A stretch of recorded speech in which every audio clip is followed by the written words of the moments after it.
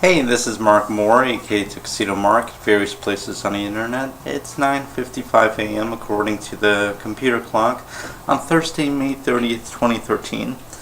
And I just want to do a little vlog review of the Star Trek The Next Generation, The Best of Both Worlds Blu-ray. Okay, first of all, I watched it. It's very good. Episode's just as good as I remember it. Here's the thing. What this is it's part 1 and part 2 edited together into like a feature-length telemovie. Never aired on TV like this. Okay. First, the packaging. We got, Locutus on the front. And what this is, you got a plastic sleeve over the picture sleeve. And here's the back. It's pretty good. Now you take the Blu-ray itself out. Front cover's a bit different. And back cover's exactly the same. You open it up,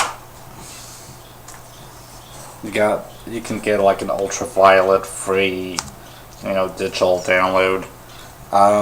Don't know if I'll do that or not, but I might. There's artwork on the inside first here, and then you take the disc out. The disc is just blue. There's nothing on except the series logo and the title. But anyway, I like the artwork. Here you got the Enterprise firing on the Borg cube. Alright, so yeah, it's weird. You can kind of see a logo through the disc. But anyway. Yeah. Alright. So that's that. As for the program itself, first of all, it's full screen, and yes, it must be in full screen. It's impossible to put TNG in a widescreen. If you want to know why, just look up some videos on YouTube about that. The running time is about 85 minutes. So what they did, they had to remaster this from scratch. This is part of the TNG Blu-ray remastering. They have to remaster it in high def from the original film elements. Now, what happened was, I believe, and I might be getting this wrong, the live-action footage was shot on film, which, for those of you that might not be familiar with film, it can capture a lot of detail. It's like digital isn't even close to being able to capture what film can capture. So this whole idea of standard def versus high def, it's a digital issue, because film, they show movies on film in the movie theaters for a reason, because if they show it on DVD or Blu-ray and they blow it up to a big screen, it's going to look, pixelated. Anyway, they shot the live-action footage on film, and the special effects were done videotape, because this aired on television, and film shoots at like 24 frames per second, and NTSC, like for television, that's like 29 point something frames per second. Anyway, so the videotape, broadcast masters, obviously, those must have been used for the DVD releases. But now for Blu-ray, in order to get high def, they have to re-edit all the episodes from scratch. They have to go back into the film vaults, get all of the in-camera footage. They have to get the original music, and they have to re-edit everything to match up, how it aired back in the day. And I'm guessing that they're not able to replicate it exactly, just because I don't think there's any way that anyone could get everything exactly right, frame by frame. But yeah, they had to redo the special effects and all that. Anyway, this is kind of, it's not just a preview of TNG on Blu-ray. They released a preview disc with a few sample episodes of TNG on Blu-ray before season 1 set came out, and that was just a blatant advertisement saying, hey, look how good TNG will look at Blu-ray in high def. This is a bit different. You might be wondering, why release 2 episodes as a standalone disc, and all that they did was edit together. Season 3 set's out right now. You can get part 1, and season 4 set, I don't know if it's out yet or if it's coming out soon. But anyway, the difference here, I'll get into the telemovie bit. What they did, first of all, you don't get the commercial bumpers, and I don't think that's the case on the Blu-ray sets at all. I could be wrong about that. I don't have any other track on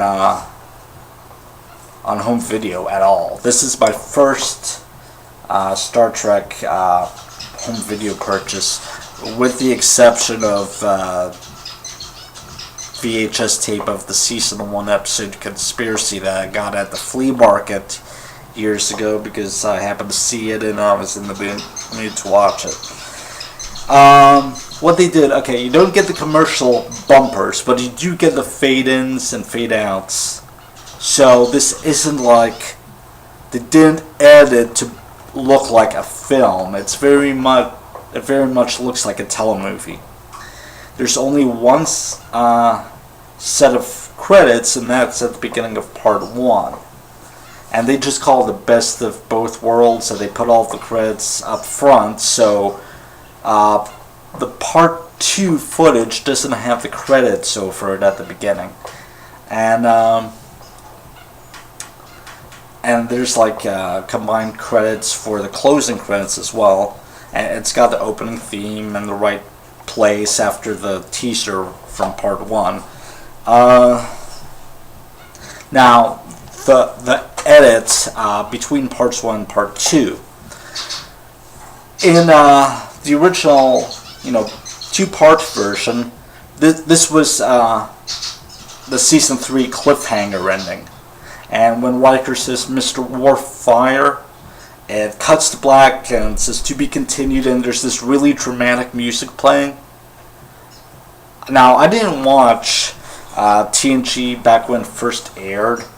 Ironically, I think my first TNG episode was All Good Things, the series finale. I remember watching that because I'm like, oh, it must be a big deal. It's the final episode of this show that everyone seems to be talking about. I might have seen Relics back when it came out simply because it's like, oh, Scotty, that's a character from the original series, isn't it? This might be important.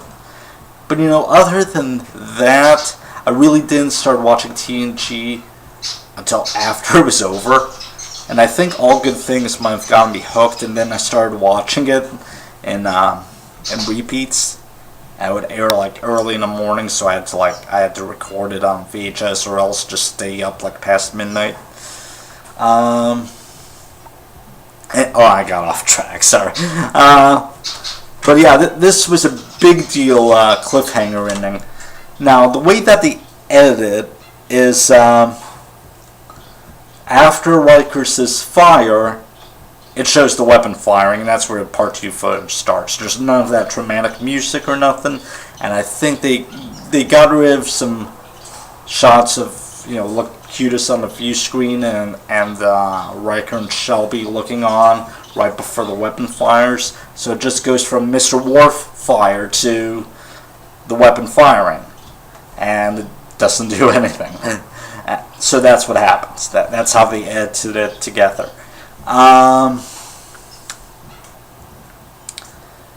It looks great. I mean, I obviously don't have the DVDs, and I don't think I even have my own VHS recording to compare it, but it looks really, really good.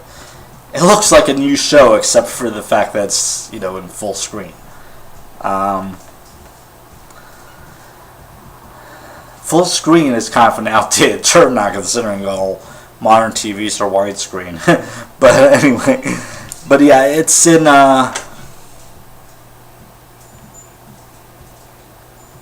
4:3. We'll just call that 4:3. But yeah, so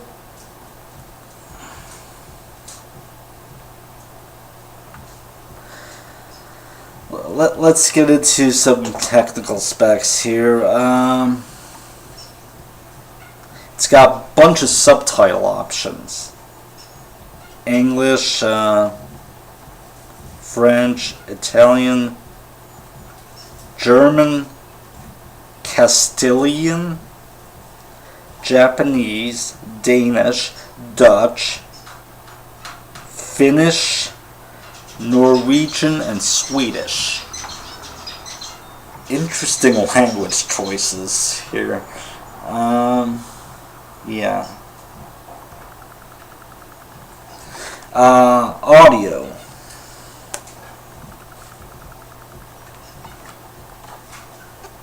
There's some kind of sticker over the audio, but anyway.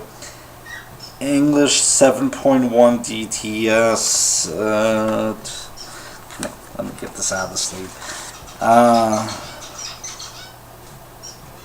DTS HD Master Audio, English Stereo Surround. So we've got like the original audio mix too. French mono, Italian mono, German stereo, Castilian mono, and Japanese mono. I should watch this in Japanese. I haven't done that yet, but it might be interesting to cycle through some of the language choices here.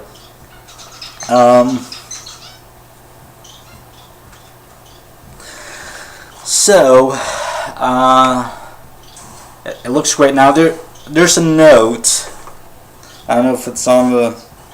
Yeah, it says here, 3 seconds of the original film elements for this program have not been located and thus have been upconverted from standard definition videotape.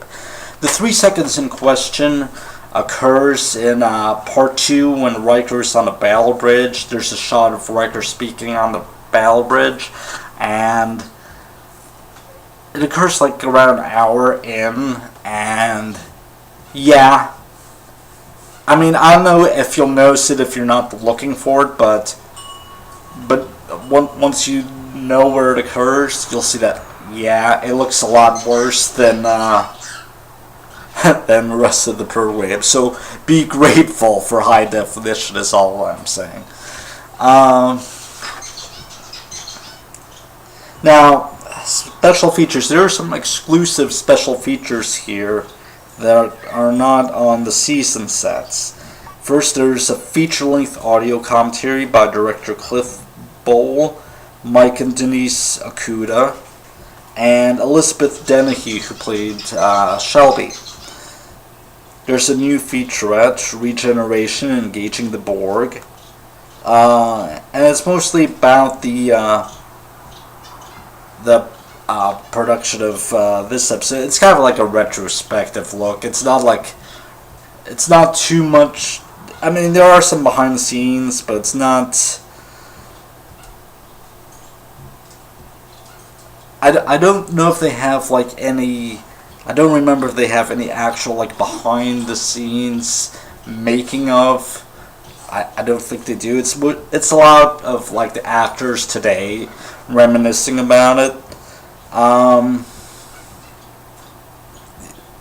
There is a bit of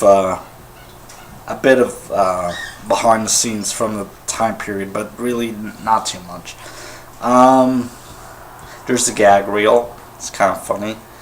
Oh, and the regeneration featurette is like 20 something minutes. I think it's pretty in depth.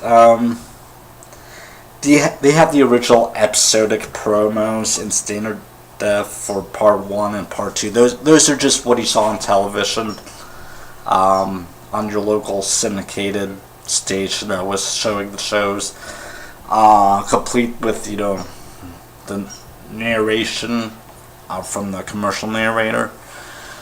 So yeah, I really enjoyed watching it. This is my first time watching full episodes of Star Trek in years, since like I think since Enterprise went off the air. Actually, I remember watching a fan edit sometime after Enterprise went off the air that it was called Legacy and Command, and it combined TNG's The Pegasus and Enterprise's These Are the Voyages into like a feature-length telemovie.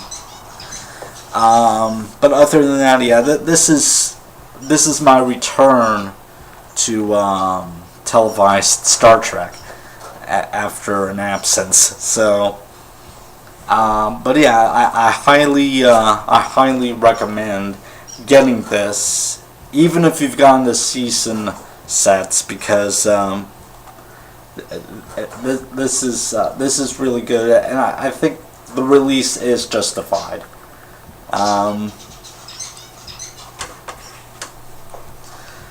But yeah, so that's my review, and it's 10:12 a.m. and that's it. Thanks for watching. Oh, just turned 12:13 a.m. Thanks for watching.